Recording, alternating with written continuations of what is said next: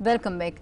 અમદાવાદની અંદર પ્લેન ક્રેશની અંદર ગુજરાતી ફિલ્મ નિર્માતા મહેશ કાલાવડિયા જે મહેશ જીરાવાલા તરીકે પણ ઓળખાતા હતા તેમનું મૃત્યુ થયા હોવાનું નિશ્ચિત થયું છે, જેની અંદર મહેશ જીરાવાલા નરોડા વિસ્તારના રહેવાસી હતા અને ગુજરાતી સંગીત આલ્બમ્સ અને 2019ની ફિલ્મ કોકટેલ પ્રેમી પાગ ઓફ રિવેન્જ જેવા પ્રોજેક્ટ સાથે તેઓ જાણીતા થયા હતા અને આ દુર્ઘટનાની અંદર ઘણા મૃતદેહી બળી ગયા હતા અને અથવા તો ખરાબ રીતે ક્ષતિગ્રસ્ત હાલતમાં હોવાને કારણે ઓળખ માટે ડીએનએ ટેસ્ટિંગ પર આધાર રાખવામાં આવ્યો હતો।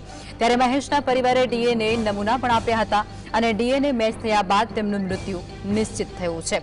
જોકે પરિવાર શરૂઆતની અંદર આ હકીકત સ્વીકારવા માટે પણ તૈયાર ન હતો અને મૃતદેહ સ્વીકારવામાં પણ અચકાતા હતા। ત્યારે પોલીસે ભાંગી પડેલા પરિવારને સાંત્વના આપી અને મૃતદેહ સોંપવાની પ્રક્રિયા પૂર્ણ કરી।